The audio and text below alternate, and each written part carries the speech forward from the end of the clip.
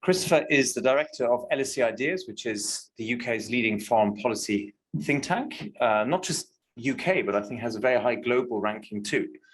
So will be very well known to you all. Before becoming director of LSE Ideas, he was professor of international relations in the Department of International Relations at the LSE. He is the author of 25 books, but I'll only mention 3.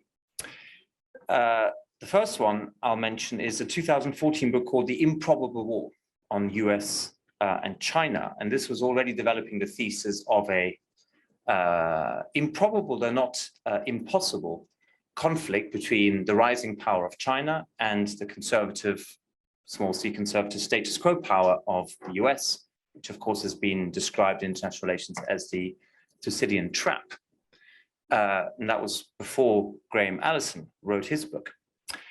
In 2019, Christopher published The Rise of the Civilizational State. And then last year, this book, which you may not have seen yet, Why War? Now, all 3, I would say, have been prescient in terms of the questions we've been grappling with: US-China competition, the civilizational state rhetoric in China, Russia, and elsewhere, and of course, why war? Why wars such as the one that broke out only some 5 weeks ago? In common to all 3 works, I think, is the argument that war is often avoidable, but ultimately not really inescapable, because fundamentally we overestimate human rationality and we underestimate human disposition towards conflict. I don't know whether Christopher will develop some of these ideas, though I suspect it may be part of the keynote we're about to hear. But I was very struck by a lot in this book. I just want to read one quote, which is in the introduction, from none other than Trotsky, which you may have heard before, but the quote goes as follows: "You may not be interested in war," Trotsky wrote, "but war is interested in you." And I think that is a I think quite apposite remark, just as we're living through today's events. But I'd like you to join me in welcoming our second keynote speaker, Christopher Cook. Thank you very much. Is this on? Yes, okay. Thank you very much, Adrian. Thank you very much to Telos for the chance to come and share some ideas with you. I regret you didn't actually introduce me as from the London School of Economics. I thought I said that it was LSE Ideas. Oh, and well, political okay, science okay. is the important Well, position. that's the important one. But I only mention this because Fernando this afternoon was talking about Arnold Toynbee. And I was hired by a fellow called Fred Northich, who is quite a distinguished diplomatic historian of Russia, who had applied in 1938 for a job at Chatham House to work with Arnold Toynbee. And by the time he arrived for his interview with Toynbee, he had been offered a job at the LSE. He'd applied for 2 at the same time, and he was definitely going to take the LSE job. And Toynbee was a man who wouldn't allow others to speak. He spoke at great length. And finally, there was a kind of hiatus in the conversation after 50 minutes. And he said, "Well, thank you very much, Professor Toynbee, for telling me about this job. Should I be offered it? But in fact, I have just taken a job at the London School of Economics," with which, of course, Toynbee was familiar because he'd been a research fellow there in the early 20s. And he looked very dismissively at Northich and said, "Where?" "The London School of Economics." And Toynbee looked at him and said, "Right. Now, as I was saying," so that's where I come from. Now, I also labor on the misapprehension, not misapprehension, under the disadvantage of not being present yesterday and not being in all of the meetings today, but just some of the panels. But anyway, much of what I'm going to say is repetitive. I'll try to keep to the time. Fortunately, there is a clock here. What time am I supposed to end? Shall we say about 20 minutes past 6? That's rather late, but anyway, let's see how I get there. You know the old story of the person who realizes he's lost his audience after speaking for an hour, and then says, "Well, I'm terribly sorry. I've obviously been speaking for too long, but you see, the problem is I left my watch in my hotel room, and there's no clock on the wall." And someone from the audience said, "No, but if you look behind you, you'll see there's a calendar."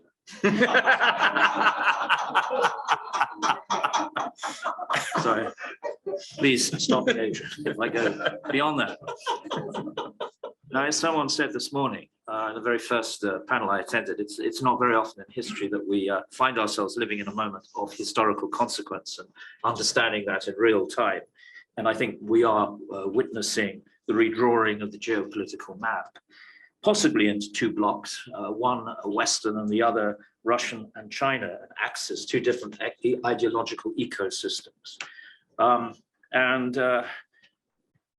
If you want, I think, to grasp what that may lead to, you just have to listen to Putin's TV address to the nation 20 days into the invasion of Ukraine, which was telling when he talked to the need for self-purification, for putting Russians back in touch with their soul. The Russian soul has a depressingly long history, as you know. He talked of a war on the Western way of life. And what does he mean by the Western way of life? Yes, gay rights, obviously, but particularly gender. He mentioned gender specifically. And one of the reasons he hated the Obama administration was that all the people who made Russian policy were women, and he thought this was a deliberate provocation. So you're dealing with a known, not an unknown quantity, but someone that we haven't come across before. As a famous Italian said once, if Neville Chamberlain had met Attila the Hun would have left a great impression on Neville Chamberlain, but Chamberlain would have left no impression on Attila the Hun. So we are dealing with a type of politician that the Europeans in particular have no understanding of whatsoever, and that is one of the problems that we deal with. But it's not Putin who's the figure who frightens us ultimately. Once this war is resolved in one way or another, it's Xi Jinping who casts the longer shadow, because he seems to be, according to him, leading his country to the end of history. It's an idea that he would probably share, but he would deliver an unexpected punchline.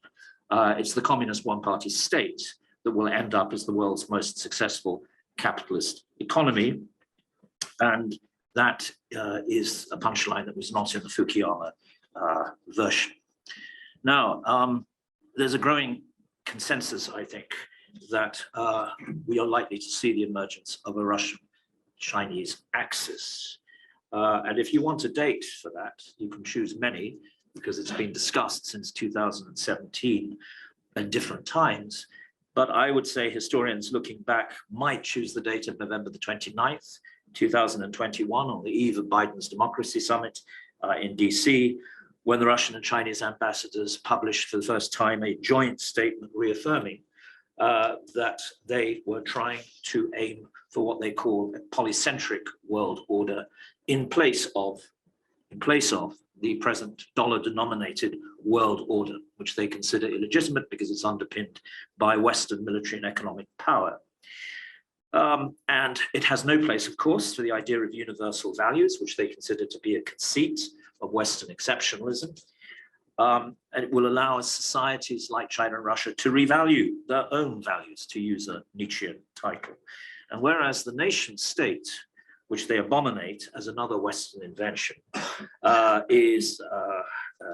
places emphasis, they claim, on economic and military power and on the hardware of international politics, the civilization state will emphasize cultural values as the software of international politics, and principally the principal currency of the new polycentric order. So software, by the way, isn't soft power. They don't have this concept of soft power because Chinese values are not for export, Russian values are not for export, except within the Russian-speaking world.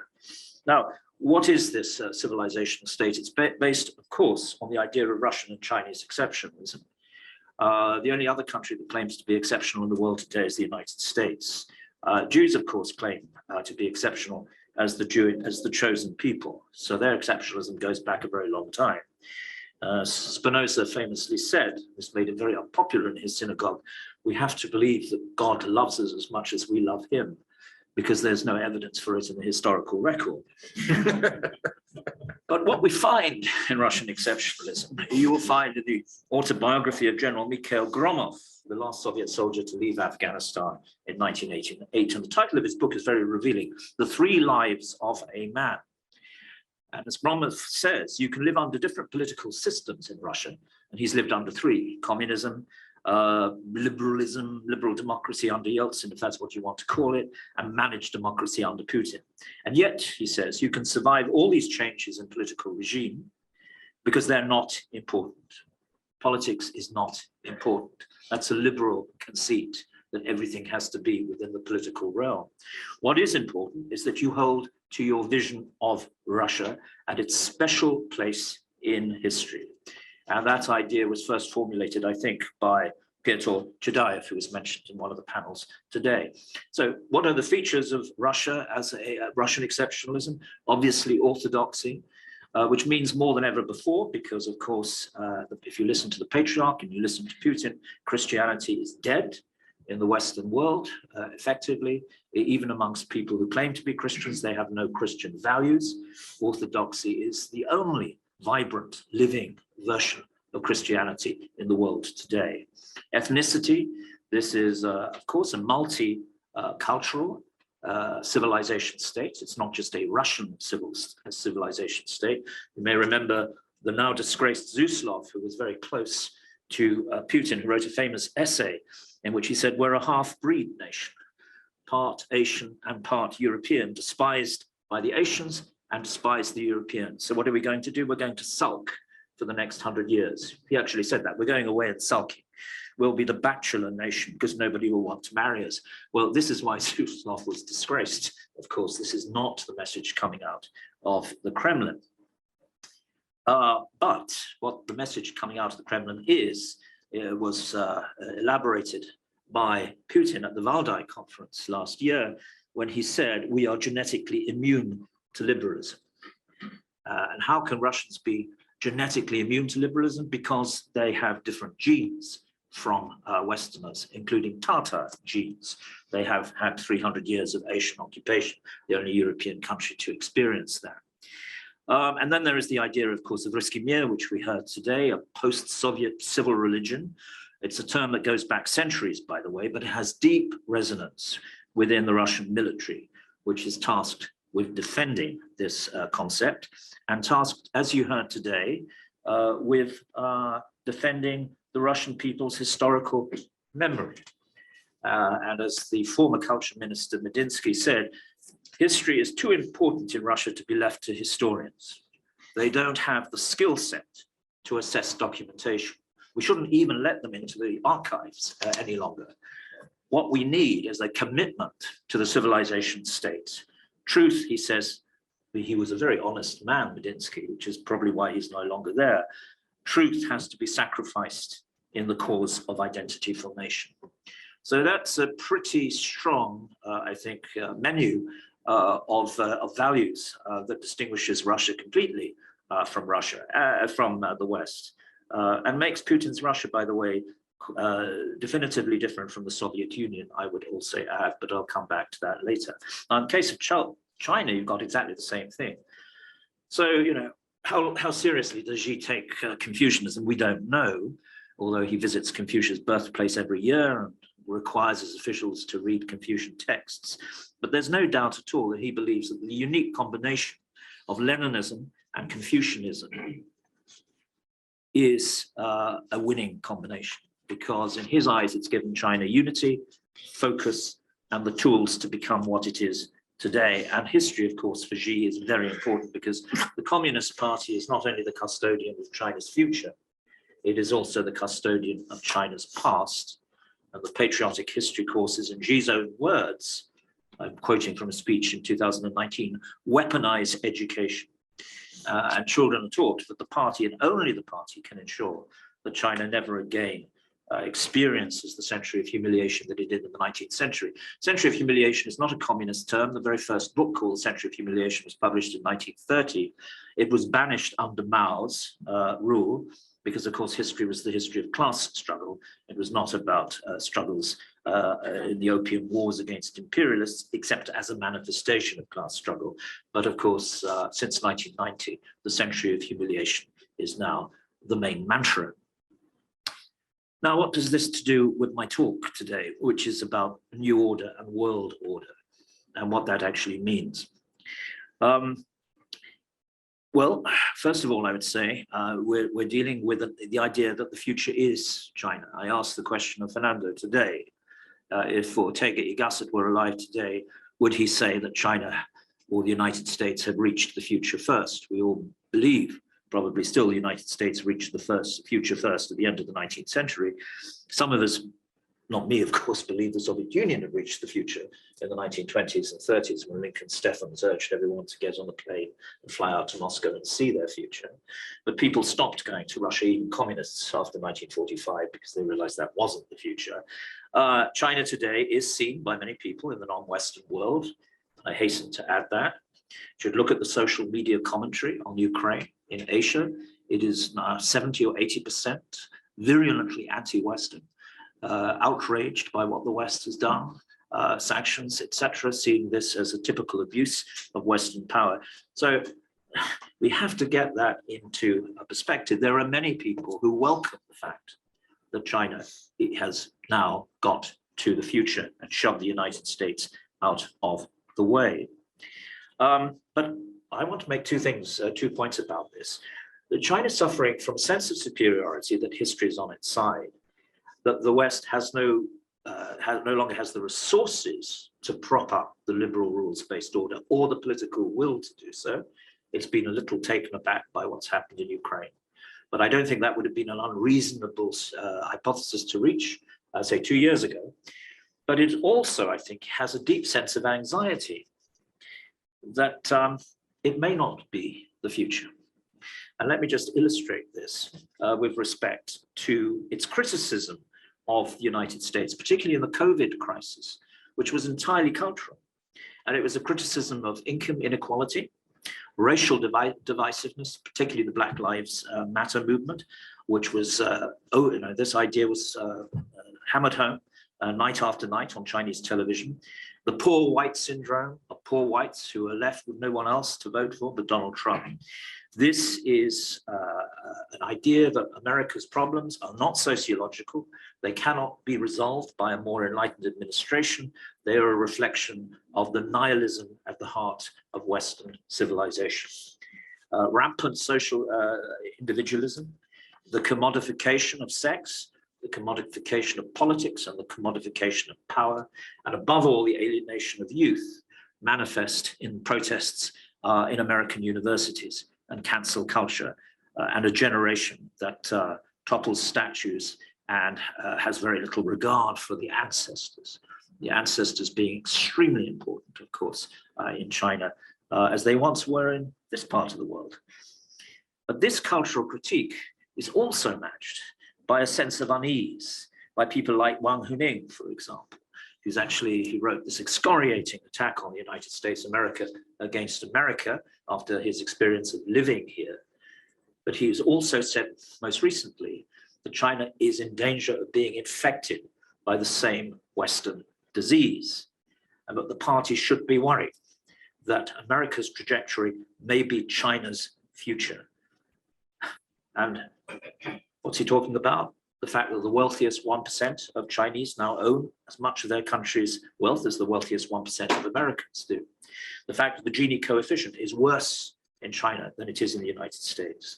The fact that Chinese high-tech companies are as independent as the high-tech companies in Silicon Valley, and the fact that the young are alienated too, very pessimistic about their future, as revealed in polls frequently, and the collapse in fertility rates, and the disappointing progress in undoing the effects of Mao's one-child policy. All these reflect a generation that has no real optimism about its future.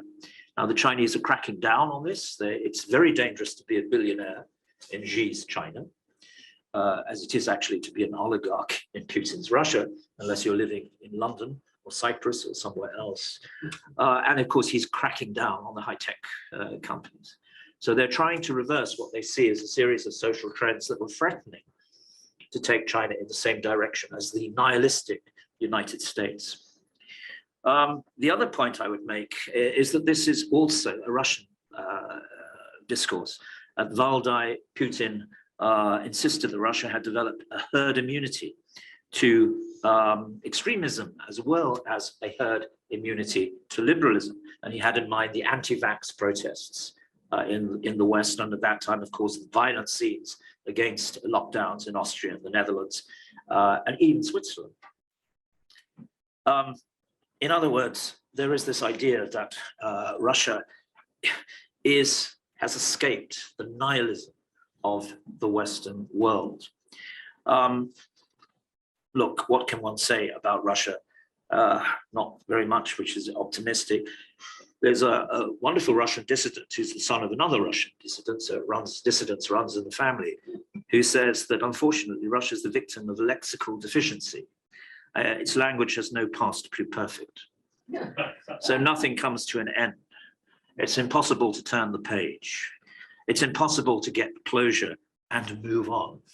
So czars keep reappearing in the form of people like Stalin and Putin.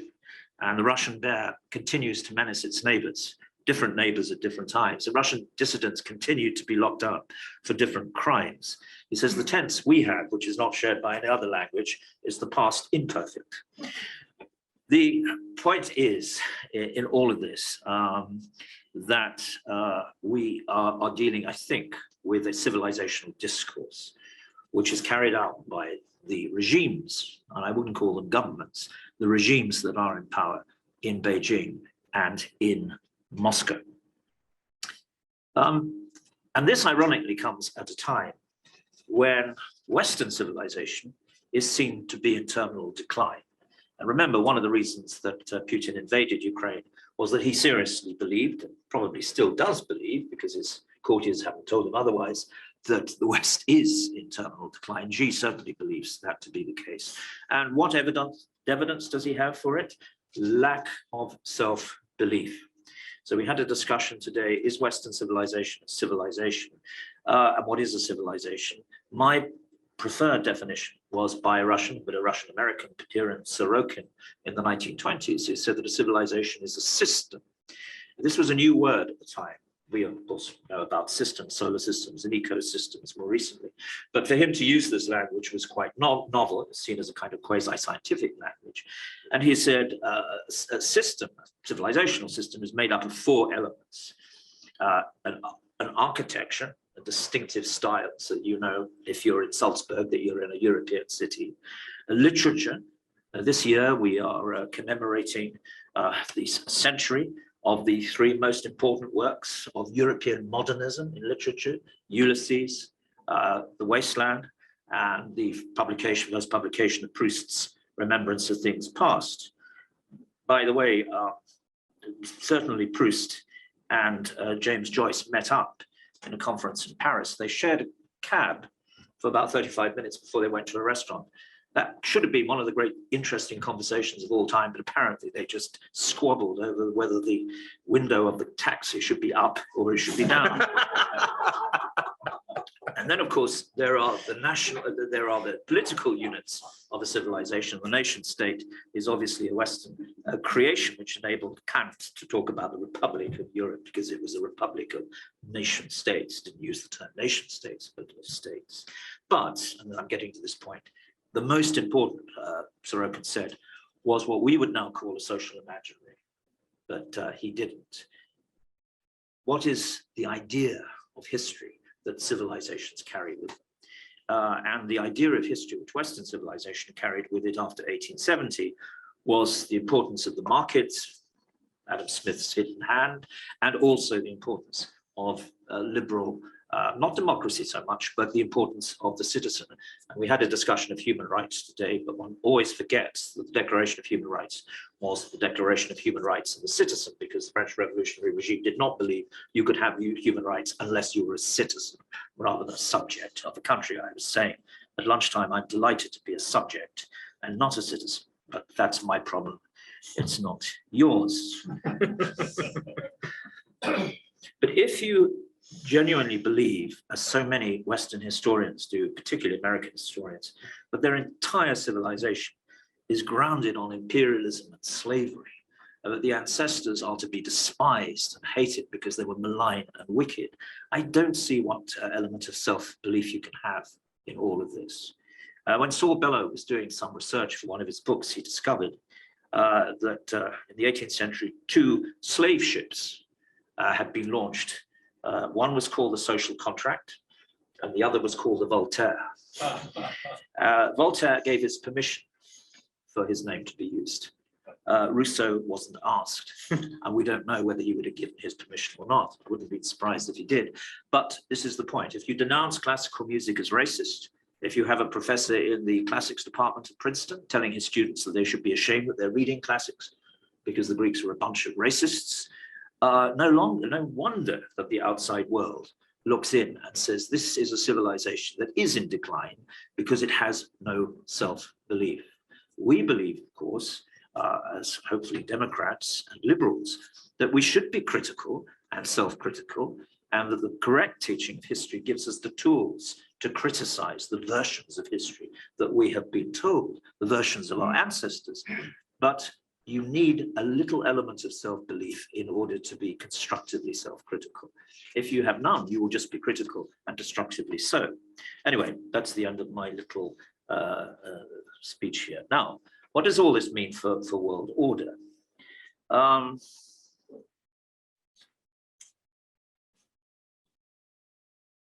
Well, we used to talk, until quite recently, about alternative non-Western versions of order. And I think we are right to do so because I find it difficult to imagine that a purely Western understanding or that the present international order is sustainable over the long, lengthy period of time. There has to be a non-Western element in all of this. There is deep dissatisfaction with why the West rules for now, cite the title of Ian Morris's book, very deep dissatisfaction by a generation that will be in power quite soon, even if the people who are in power at the moment are basically, for the most part, on the Western side. And there is, as we also heard this morning, there is some need, I think, if you really want to tackle climate change, to have a rethink from this completely individualistic, utility maximizing rationality that informs Western economic thinking. But it's not going to come from China and from Russia with the present regimes that are in power. So that's the first point I want to make.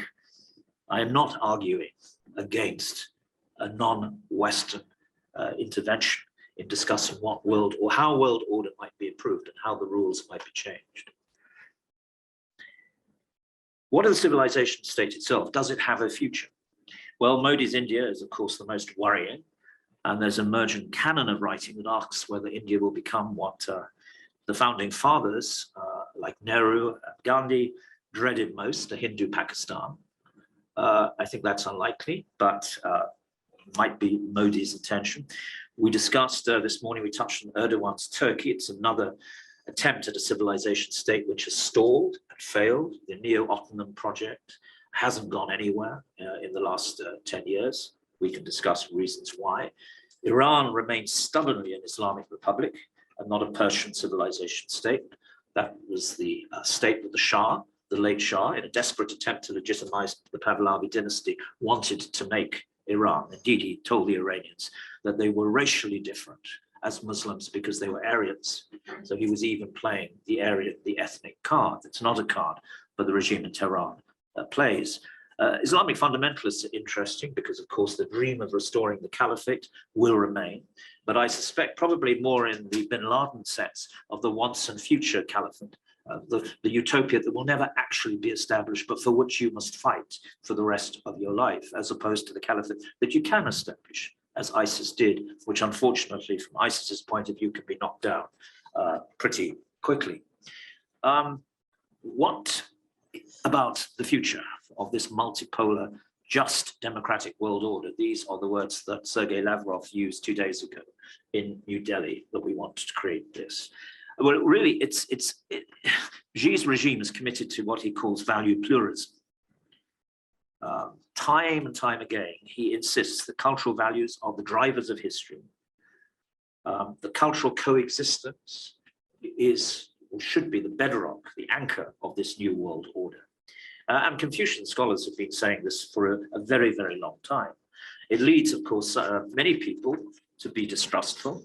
And you may know the book by William Hayton, The Invention of China, came out a couple of years ago, saying that all this means, cultural coexistence, is that big countries matter more than small countries and middle-sized ones, that every country should know its place in a hierarchical order, that China is the top of this order and everybody else is subordinate. And this reading may be overly harsh, but it's very much consistent, I think, with the prevailing view in Washington and an emerging consensus perhaps in Europe as well. I know you were expressing skepticism just before the coffee break that the Europeans were going to be on side with the United States. But if you look at how the summit has gone yesterday with Xi and the European Union, it's been pretty disastrous. So I think the Europeans are waking up to certain realities as well.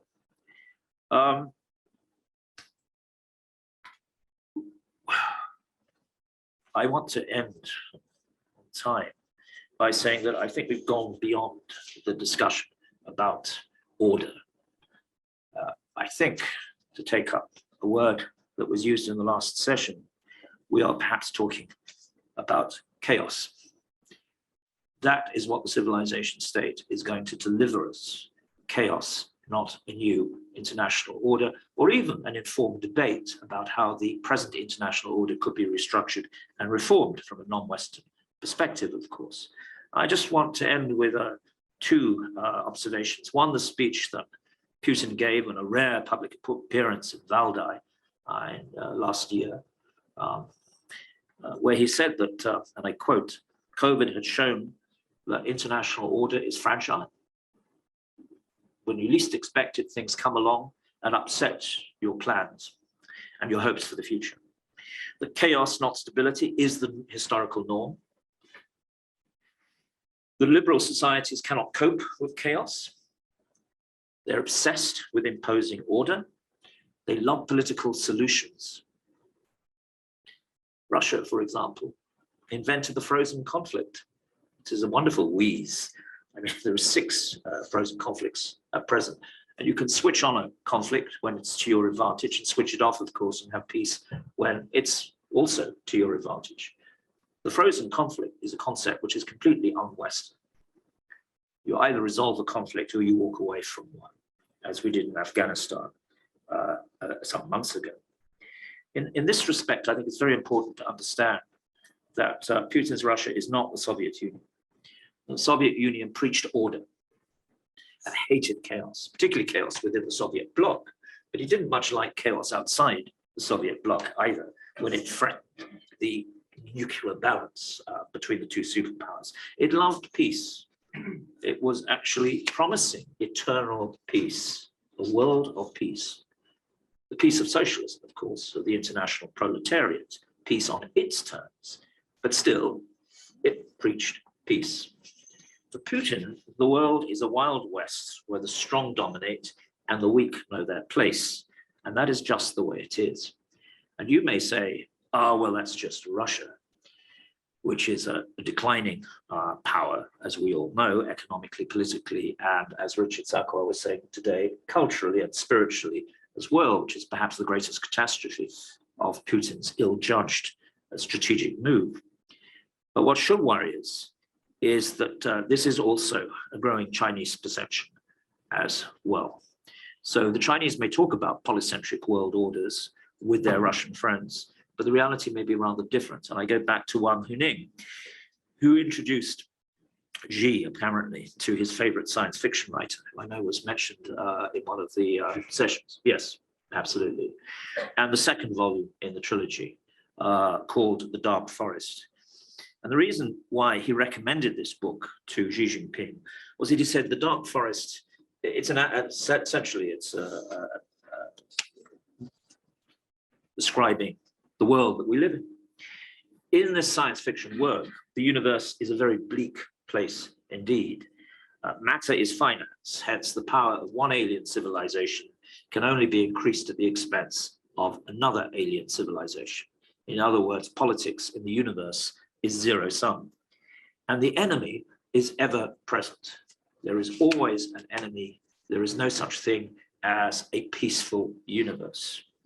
And those of you who know the book, the story, The West, sorry, not the West, but the Earth has a 400-year warning that the aliens are about to arrive and has to do something in that 400-year period. This is why in China today, the only 19th century writer who's really held in any respect is not Karl Marx, but Carl Schmitt, because that's precisely, of course, the argument he was making back in the 30s.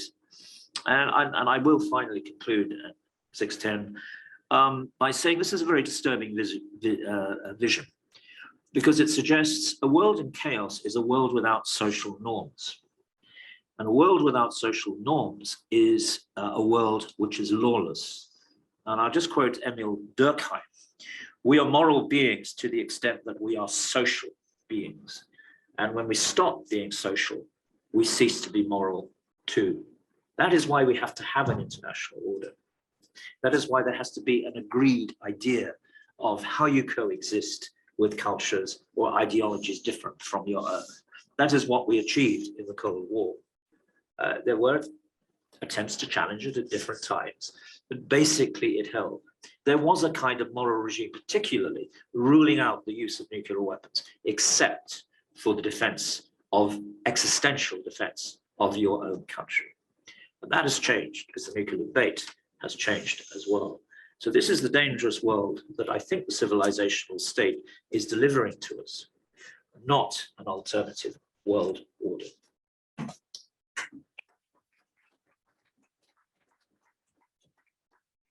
Thank you very much indeed, Christopher. And I won't try and sum up what you've said, but just to paraphrase the quote from Trotsky, you may not be interested in a civilizational state, but you bet the civilizational state is interested in you.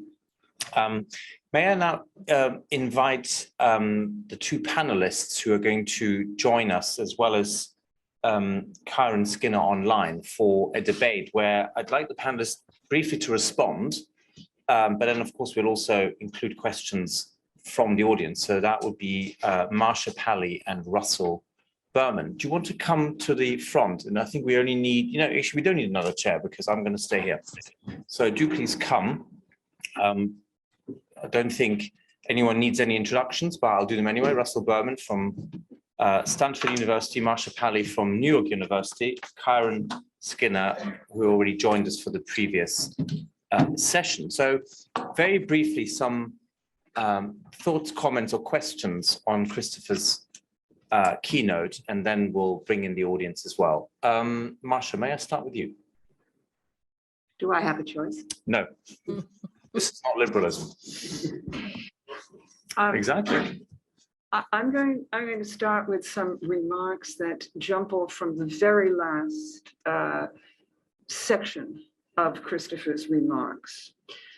Throughout this conference, and actually ever since the title of the conference was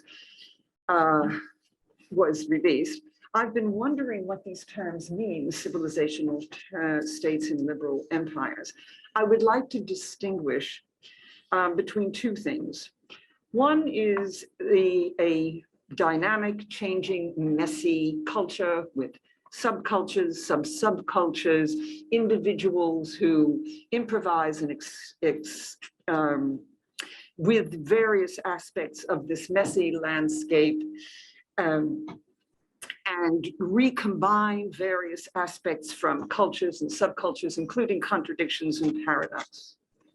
The second one is the instrumentalization of certain elements of a culture for us-them shift. What is us-them shift? I'm drawing now on psychology, psychiatry, and social psychology, that under duress or fear of duress, groups and individuals shift from the normal concern with their own flourishing or their own groups flourishing to constraining or attacking of them, ostensibly the source of the duress. But how do people decide on us and them?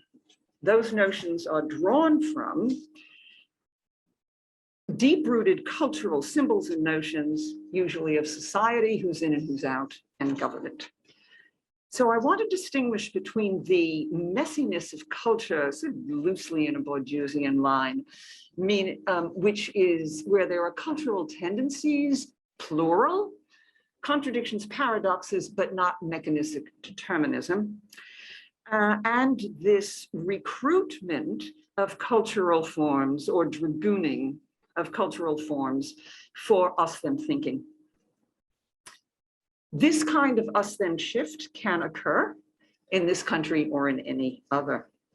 Said another way, in my way of thinking, civilizational states are either tolerant or unoppressive, negotiating, debating mini empires of their own between all of the subgroups and sub-subgroups, et cetera, or they are intolerant, oppressive versions of the same mess. Oppressive versions are likely to be using aspects of the deep-rooted culture for us-them thinking. The question important to me today is between us-them politics and ideas of negotiation and debate, which is not a zero-sum game. I win only if you lose. But tough negotiation to those who are different from oneself, lifting right from Christopher's conclusion, not as a simplistic happy politics, but what Chantal Mouffe calls agonism, or as Luke Brotherton has pointed out, either you're doing politics or you're doing force.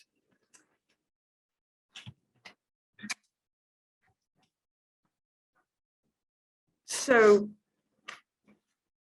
this difference between us-them thinking and this messy cultural but productive debates, agonism, can occur in domestic policy and foreign policy, or their interaction. If one has us-them thinking in one arena, it is likely to bleed into the other. It is true, as Adrian has said in his comments, you might not be interested in war, but war is interested in you, that others may find us-them thinking useful. And one may find oneself drawn into it. For me, this is tragic on two accounts at least. One, because of the destruction, violence, and pain that often ensue from us-them thinking. And secondly, because us-them thinking rarely resolves the original duress that spurred the us-them thinking to begin with. Therefore, the original duress, be it economic or status loss or way of life or a sense of humiliation, that duress endures to prod more us-them thinking, which then sends us right back into the vicious cycle and is a recipe for violence and destruction. Thank you, Marcia. Russell and then Kiron. Christopher, thank you for that talk, which was eloquent and encompassing and appropriately bleak. I agree, we're at a juncture in history. We're millimeters away from tactical nuclear weapons in Ukraine, medium-range missiles from Kaliningrad to Warsaw, to an invasion of Taiwan, or Lord only knows what between Iran and Israel. All of that is very, very realistic right now. So all of the junk that we've been talking about these past months, should Disneyland be involved in sex education, all of that's going to disappear. That's going to, yeah. The trivia of our existence may be wiped away in tomorrow's headlines or the day after tomorrow. What I want to address briefly, quickly, would be the remark Christopher made early on about the popularity of the Chinese and the anti-Western sentiment in the social media in the third world. Why are they on Russia's side? Why? I don't have to elaborate the connection between Russia and China, that's clear. I think China has been enormously successful in insinuating itself in the developing world. It can offer Belt and Road goodies without raising nasty questions about corruption and human rights. the way the West does. That's their advantage. We sound like school marms, and they give bribes, and that works. We could reflect on human nature at that point, but I will move on. Where this is particularly noteworthy, of course, is in the Muslim world. China is engaged in the genocide of the Uyghurs, but explicitly the Muslim world has refrained from criticizing because China can come with Belt and Road goodies and supply bribes to authoritarian states. At the same time, second point, we are engaged in this pathological self-flagellation as a culture, as a Western culture, particularly an American culture, perhaps in Europe as well. A good deal of the anti-Americanism, and what you talked about is a version of anti-Americanism, a good deal of anti-Americanism is an American export. It's the Hollywood interpretation of US history that turns into anti-Americanism when it is repeated verbatim in the developing world.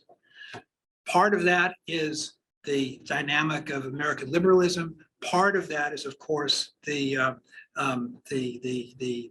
business model that makes Hollywood dependent on China. We don't need the People's Daily. We already have Hollywood studios. The absurdity of the degree of self-flagellation came home to me, in particular, during the BLM riots, protesting the history of slavery. I get that. Why they also tore down the statue of Ulysses S. Grant a block or two away from my home, that is the leader of the anti-slavery army, is unclear to me. Now, is this just ignorance, kind of the cinna moment from Julius Caesar? Or is this a hostility toward history as such? Anything that is a kind of cultural revolutionary moment. We can't have a history because our history is thoroughly corrupt. And then finally, I think China, maybe to a certain extent Russia, especially China, has had an advantage in the world because, as I was saying in the earlier session, of the congenital clumsiness of American foreign policy. The fact that the leadership in Riyadh and Dubai would not take phone calls from Washington is stunning. This is not just a minor incident that deserves to be buried. The alliance between Riyadh and Washington goes back to the Roosevelt era. And we had to wait for this democratic president to break that and to turn Saudi Arabia into a pariah state. And then when that president wants a favor, right, surprised that they won't pick up the phone. This is with SAT scores like this, you couldn't get into any kind of college, right? This is the level of stupidity is just enormous. So where do we go? Would need a more than another conference to come up with an agenda, but somehow the culture has to develop a sense of self-respect. Not jingoistic, certainly with the capacity, with the recognition of the need for self-criticism, but a degree of, Marcia talked about psychology, with a degree of primary narcissism that says it's okay that you are. Right now, the lesson of higher education is it's bad that we are, and progress comes from our obliteration. And we somehow, as a culture, have to figure out how to overcome that. Thank you very much, Russell. Karen. This has been a fascinating conversation, and Chris gave a really intriguing talk. I don't even know exactly where to begin to respond, but I'll start at the international level, and I'll say about the West. I actually don't think, I do agree with the depiction of the challenge and the chaos that is part of this non-Western emergence. But I wouldn't count the West out. And I think the the West lost its quote unquote way after the end of the Cold War, when there was this sense of triumphalism. But I think the West is coming back. And I think the Ukraine war is part of its reemergence. I think the fact that, for example, we have Finland and Sweden talking aloud about joining NATO. And, you know, we always thought the expansion of NATO would go east and not north, suggest a difference. The fact that Germany has been forced to confront in the past 30 days a lot of its own anti-Americanism, and being in the back pocket of the Russians on energy and so many issues.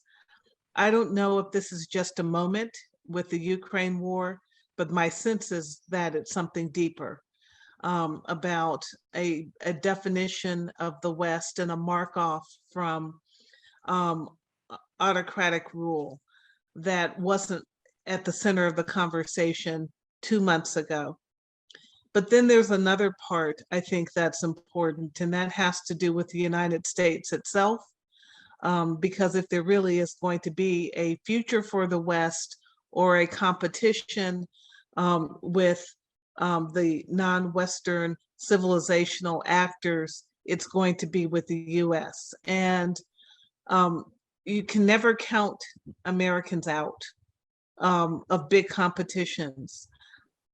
If you go back to the 1930s, really before that, coming out of World War I, the opposition to ever being engaged in Europe again and ever being engaged in anyone's big war was as big as it had ever been in the United States, and it was cross-sectional, and it included millions of people for different reasons.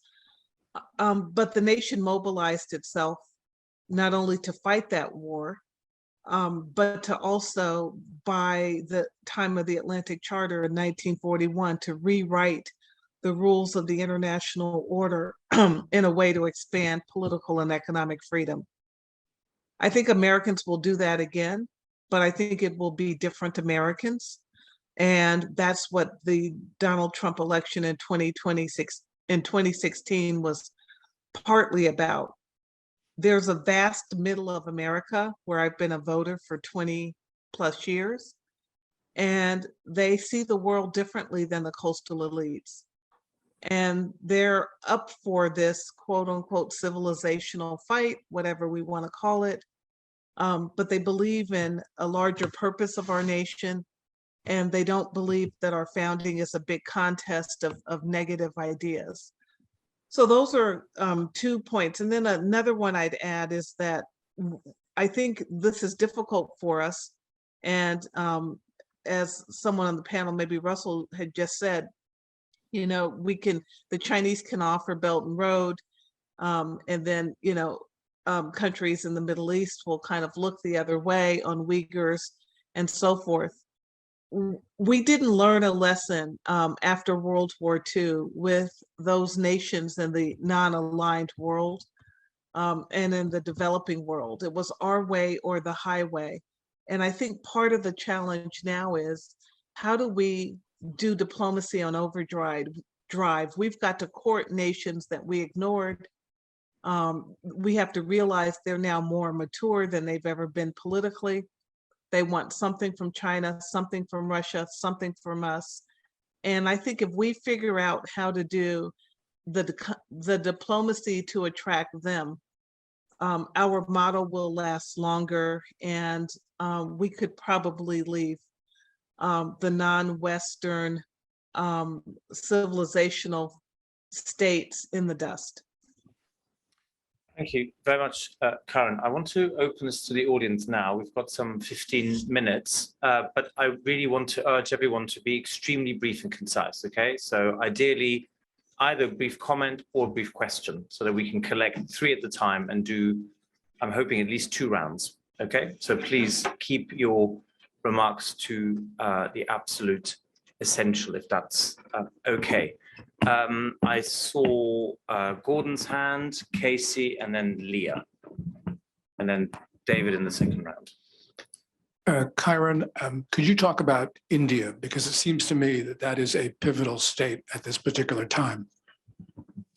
So a question on India. We're going to collect three, and then I'll go back to Christopher and the panelists. Casey?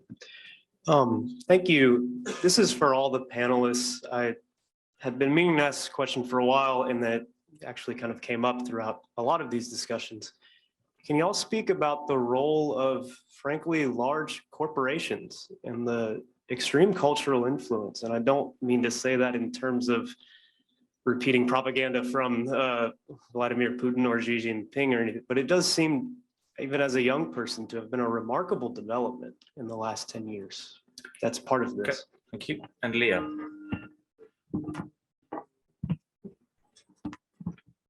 Thank you for the amazing presentation and panel.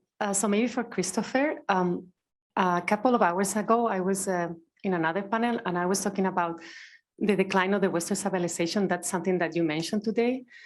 I'm very, very curious about it. If you wanna, you said something like lack of self-belief, but if you wanna mention another factors. And also relating to Kiron's point of view, do you think that the West can re-emerge, that we can stop being in some sort of decline? Thank you. Christopher, may I turn to you first? Also, if you wanted to respond to anything that's been said by the panelists. Thank you, Adrian. No, I think the panelists' observations are spot on, I think. The question was decline of Western civilization. Okay, this declinism is a Western invention. And most civilizations don't have this narrative of decline. It comes for us with the great ontological rift, which is the decline of the Roman Empire. Although when I was learning about this at university, we no longer use the word decline, we called it the transformation of the Roman Empire. I don't know, if you'd asked people who lived through it, they might have had a different understanding of transformation. I mean, in Britain, we went back to Iron Age conditions, but Britain was particularly badly hit by that because it had never been particularly Romanized to begin with, but other places survived. Anyway, let's not talk about that. It is a Western discourse of decline. We're fascinated by the decline of Western civilization at certain times. I don't think the Indians are kept awake at night thinking about the decline. Dynasties in China come and go, but dynasties survive. And for China, the ontological rupture is not, by the way, the conquest by two non-Chinese dynasties or non-Chinese peoples, because they always have this ability to assimilate their conquerors. But it was the fact that the really troublesome nomads were the ones who came from the sea, not across the Great War, because they could not become Chinese. And for the first time, the Chinese came across a people who thought they were superior to the Chinese. They'd never come across this before. And that was the wake-up call.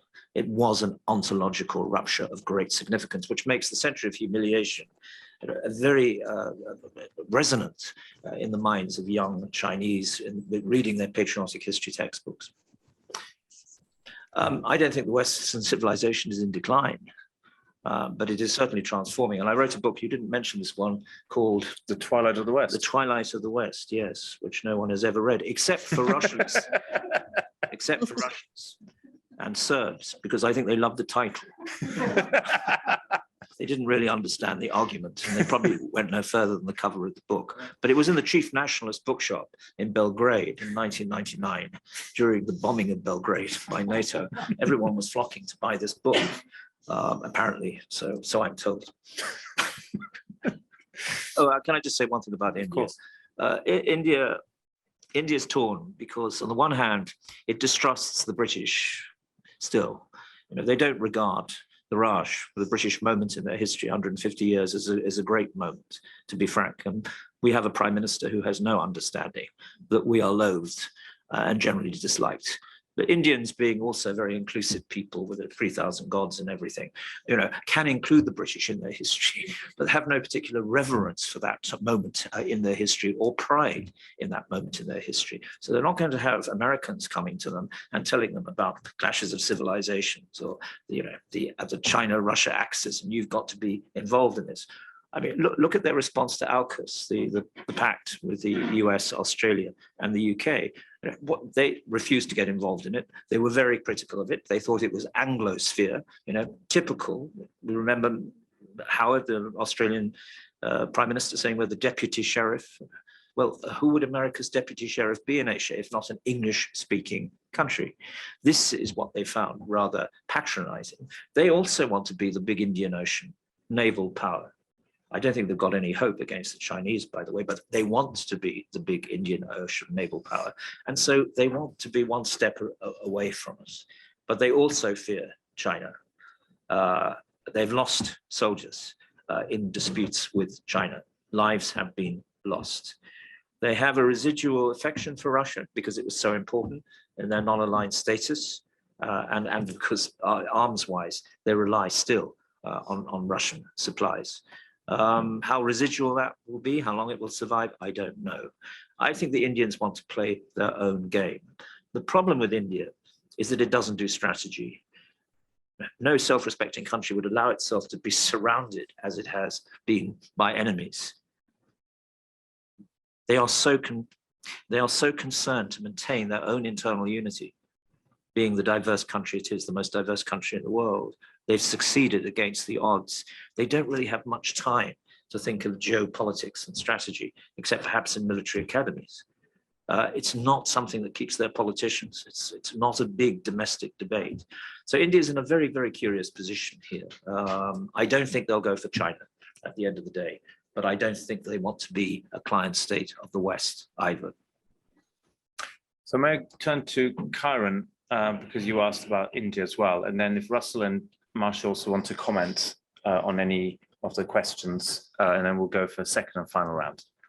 Kiron. India is an important country to think about, and I know Russell's trying to begin to get us thinking about India in terms of the Middle East, and he's done some workshops and writing through Hoover on this matter. I think we always have one eye on India, and we are not sure what it's going to do. I half agree with Chris and what he said, but I do think we are trying to figure out how not so much to contain India, but not let it get too far away from us. I think that's the Quad. I think the re-terminology or the new terminology around this idea of Indo-Pacific is a nod to India's role in the Pacific world. And that is more than just a name change.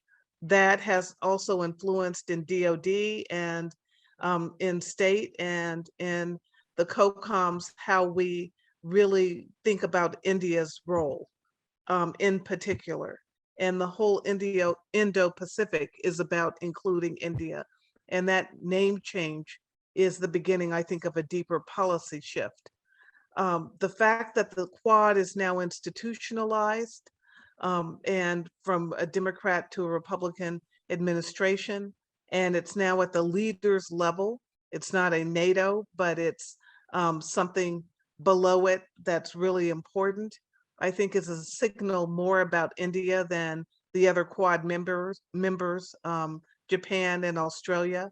The fact that there is a Q2, a Quad 2, that includes India as well, along with Israel and the UAE, along with the US, signals India's importance in a region that we haven't looked at it as a critical player before. I think we will see more of these kinds of quads or partnerships that include the country as a way to keep our eye on it. I don't think we have developed much beyond what I've said, but that's a lot. As you know, for the entire Trump administration, Gordon, the State Department did not have a Senate-confirmed Assistant Secretary for South and Central Asia. It's a little hard to develop an India strategy when you lack leadership at that kind of profound level. On the last question, which was about, is the West in decline, I think. I agree with the speaker. I hadn't heard it that way. The West loves to talk about its own decline more than others do. But I think that rhetoric does affect others as well.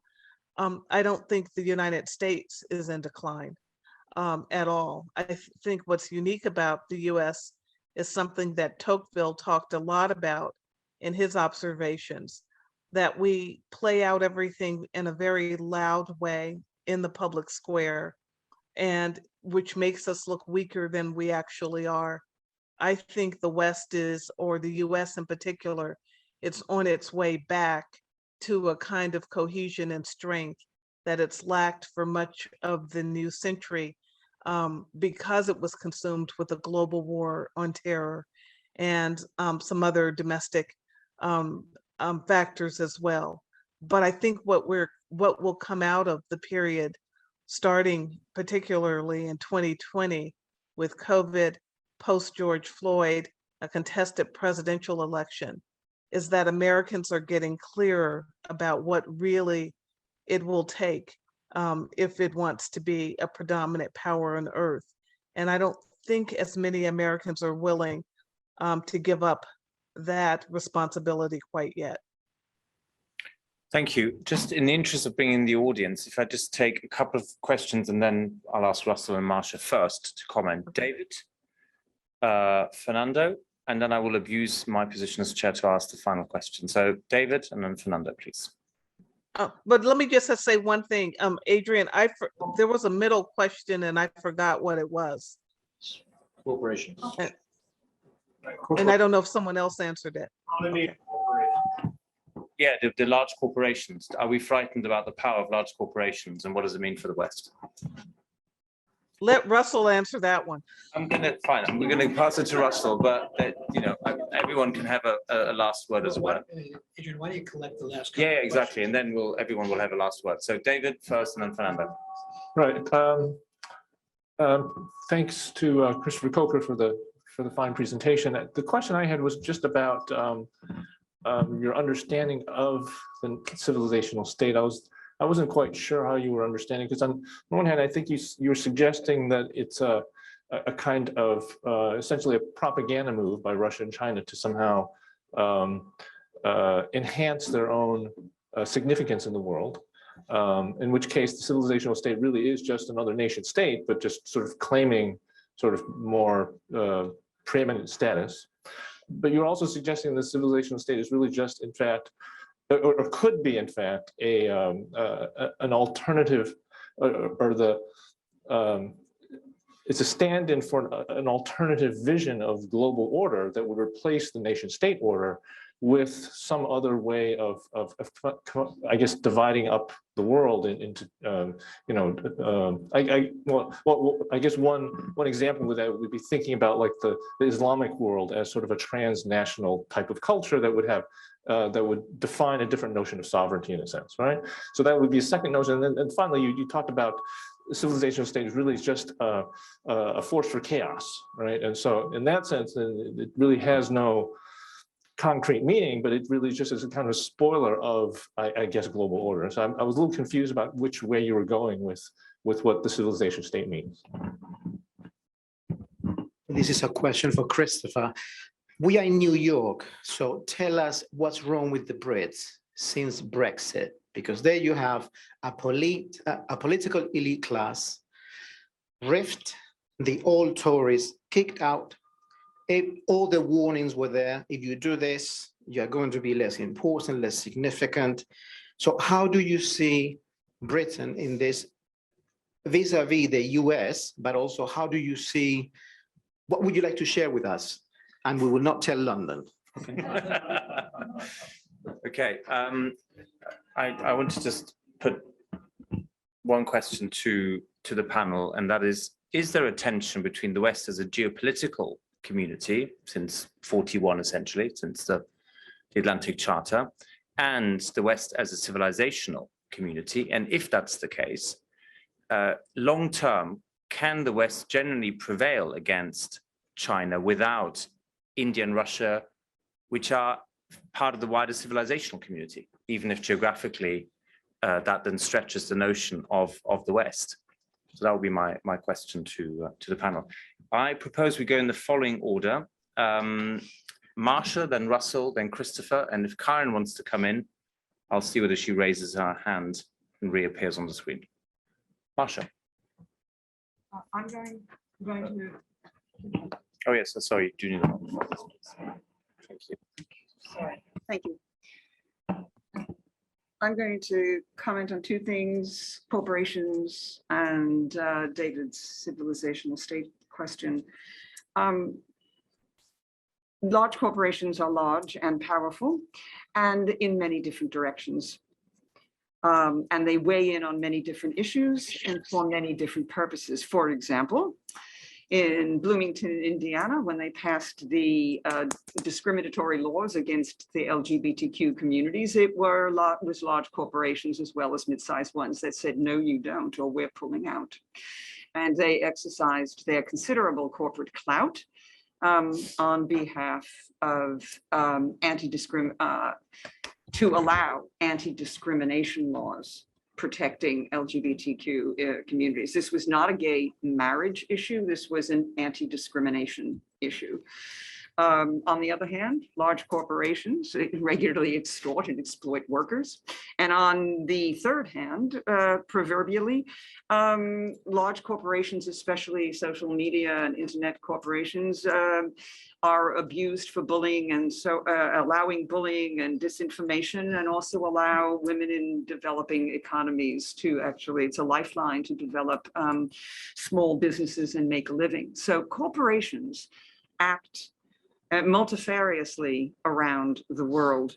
And that makes them part of this messy cultural, subcultural, subcultural, debating, negotiating entities on the planet. And so I would say, like any other entity, insofar as they operate in us-them thinking, then we have a component of that recipe for violence and destruction, in contrast to, again, what Luke Brotherton calls politics, or Chantal Mouffe calls agonism, this tough, messy, non-Pollyanna-ish debate and negotiation with people who are different from yourselves. And that applies to corporations as well.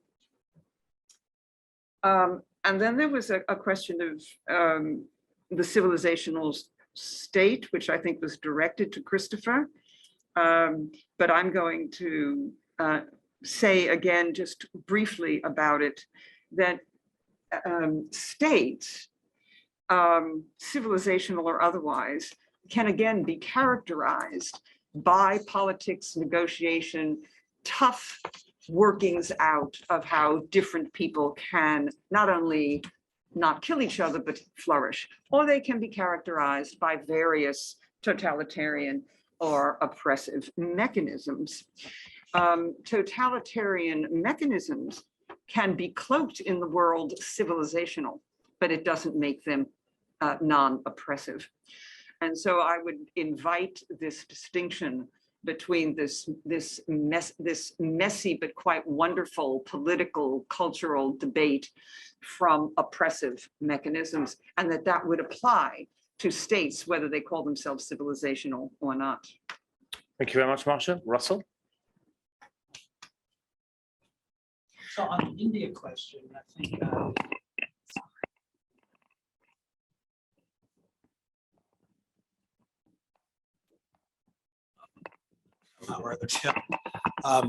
with regard to the question about India, I think the apparent neutrality of India in the current conflict is a major disappointment. The United States, ever since the development of the Quad, had hoped that India would be a linchpin of the so-called Indo-Pacific, not quite NATO level, but nonetheless a strategic architecture for a large part of the world in which India would play a leadership role. Given the structural competition between India and China, there was a sense that India would naturally fit into that agenda, and that if the competition between the United States and China were to be seen as the key issue of the 21st century, then the the special relationship between Washington and London of the 20th century would turn into a relationship between Washington and New Delhi in the 21st century. Apparently, the Indian diplomatic corps is not up to that level of self-understanding. They really dropped the ball on this, and I think that has set that Indo-Pacific agenda back significantly. With regard to the corporation question, there are many large corporations. There are many middle-sized corporations that play different roles. But what has been particularly been prominent has been this issue of woke capitalism, the corporations as a vehicle for a particular political agenda, and that's going to have political repercussions, especially after the next election. I am sure. I made reference earlier to this controversy in Florida that's going on. That's one example of corporate politicking. But there was in one of the panels there was reference to the prospect of fascism in the United States. I think the real prospect of fascism is evident in the capacity of the social media to engage in massive censorship of the news for political purposes, as most recently evidenced by the history of the Hunter Biden story. That is, it was not allowable 2 years ago, but now, for other political reasons, it's allowable to make sure that President Biden doesn't run again. This is massive manipulation of public opinion by the corporate elite. It does not make me anti-capitalist when I say that, though. Can the West prevail? Yeah, I think the West can prevail, but it's going to require some clear-headed political choices. That's a matter of elections. It's going to require leadership, which involves character, indeed personal character. Dare I say, Biden, Zelensky, and ultimately, it's going to require a recognition by the Western populations that something existential is at stake. That either we win or they win, and if they win, we lose, and there's no gray zone in between. What the next step is, that's up for negotiation, but it's an existential struggle. In the 1930s, there was a lot of discussion, though, about how democracy was over and how fascism or Stalinism, or fascism and Stalinism together, were inevitably going to win because they are innately stronger. They don't tolerate criticism. They lost. We won. We can do it again, but we have to decide that we want to. Thank you very much, Russell. Kiron, any final thoughts before I give Christopher the floor to conclude? You have to unmute yourself. Okay, I think I missed your final question to us, if I could hear that again. Okay, so my question was, is there a tension between the West as a geopolitical community since the Atlantic Charter and the West as a civilizational community? And if there is a tension, can the West prevail long-term without Russia and India? I think so, but I think there is a tension, but and it is kind of the West, the US versus the rest in the West. And what Ukraine has done for us is to begin, I think, to bridge that big divide that was happening well before Donald Trump talked aloud about pulling out of NATO. I think the West is finding its way back to itself, as I've mentioned, and that the price of freedom is pretty high, and that there's a lot of work. There's more discussion about sovereignty, the core principles that grew out of the Peace of Westphalia in the past 30 days than I've heard in many, many years. And so I think that's a sign out of the ashes of this horrific war. I think there will be a different and stronger and more resolved West. I could say a lot more, but I'd like to, I know we're on time, and I'd love to hear from our speaker. Thank you very much. So Christopher, you have the final word. Yes, and I hear that the wine bottles are being uncorked. So You stand between us and the no, booze. the wine is the civilization that we're defending here. So just three very quick responses. The West, as the West, has been a geopolitical community rather than a cultural community, and it wasn't invented in 1941 with the Atlantic Charter, which was, people forget, was signed by Churchill on behalf of Britain and also 7 other governments that were in exile at the time. He signed on their behalf. France, of course, as usual, refused to sign until the liberation of Paris. So it could sign it on its own terms. But it actually goes back to 2 French historians after the defeat of France by Prussia, then Germany, 1871, who said that the 3 Atlantic democracies, the United States, France, and Britain, should come together against the German problem. And then Germany, of course, was incorporated into the West, or at least West Germany, in 1949 when it joined NATO. So that was the great success story, that we managed to westernize Germany. Because in 2 world wars, Germany did define itself against the Western democracies in cultural terms, not just political terms. Anyway, that's just a footnote. Footnotes are always boring at the best of times. So let's move on to the other question, which was, what is a civilizational state? The first civilizational state in the world was Japan. In the 1930s, it made a very, very self-conscious attempt to define itself as something other than a nation state. There is a section in my book on that if you're interested. Tomorrow, I think we have a paper on Kyoto, on the Kyoto School, and the Kyoto School of Philosophy in the 30s was extremely important in defining Japan as a civilizational state. So it was the philosophers were involved in that as well. Basically, as Samuel Huntington said, it's been mentioned a lot of times today, some civilizations are actually delimited by statehood. So Japan is a civilization that is a state. China sees itself as a civilization that is a state. Russia sees itself as a Eurasian civilization that is a state. India has a problem because it's taken out of its history that Muslim element, which goes back 700 years at least. And if you go to the History Museum in Delhi, you'll find that the Muslim period has been inked out, basically, or airbrushed out. It's very, very difficult to find that now in Modi's India. So that is why I think the Indians have an enormous challenge on their hands if they really want to become a civilization state, or Modi has. Muslim is an objection to the nation state as blasphemous. And this is, of course, their great attack. I mean, long before they identified the West as the great enemy, they identified people like Nasser as the great enemy because of Pan-Arabism, which they thought was false consciousness, to use a Soviet term, and that the nation state is blasphemous. And that is the wish to reintroduce the caliphate as a community that is distinctive from the nation state and older than the nation state. So I think these are the parameters in which the civilization state is being discussed in those countries.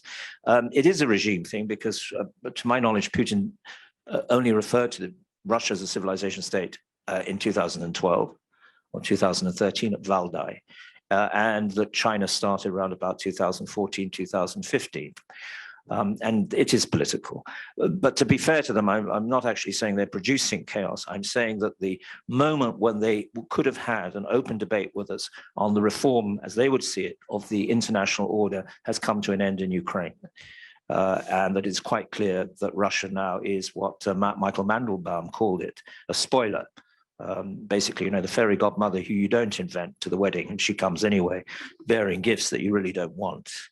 And finally, on the most difficult question of all of the day, on England, well, Heine famously said, and Heine was famously Anglophobic, that if the North Sea ever swallowed up England, it would die from terminal indigestion. So I think that the Europeans have always been very skeptical, and we've always been very skeptical of the Europeans. And this is where I'm on the side of the populists here, because my colleagues at the London School of Economics were out and out Europeanists and integrationists, which not many people wanted, even in France or Germany or anywhere else. And I would say to them, I'm a Eurosceptic, but I'm a soft Eurosceptic. I want to stay in the European Union because it's going my way. English is the language of the European Union. Integration has come to an end. Widening has happened. The English, they got the internal market under Margaret Thatcher. They've got everything. But don't keep going on about further integration because it's not popular, particularly in the north of England, and they would insist on going on and on about it. And they are largely responsible for losing the Brexit debate, I'm afraid to say. The elite, the intellectuals, did not help their cause at all. And I'm, as a person who wanted very much to remain in the European Union, I'm very critical of their role. And of course, they would be outraged if they heard me saying this, because they bear no responsibility for what actually happened. They bear a lot of responsibility, not the only one. But yes, I mean, what can we say about the English? And unfortunately, we want to be global. We want to be Singapore-on-Thames. And we look back to that wonderful 19th century when we could patronize the Europeans. And we've ended up with Liz Truss rather than Lord Palmerston. Lord Palmerston, and this is my final remark, who was once was greeted by the French ambassador who wanted to flatter him, made the mistake of saying, "My lord, I want to assure you that if I were not a Frenchman, I would wish to be an Englishman." When Lord Palmerston said dismissively, "Sir, may I assure you that if I were not an Englishman, I too would want to be an Englishman."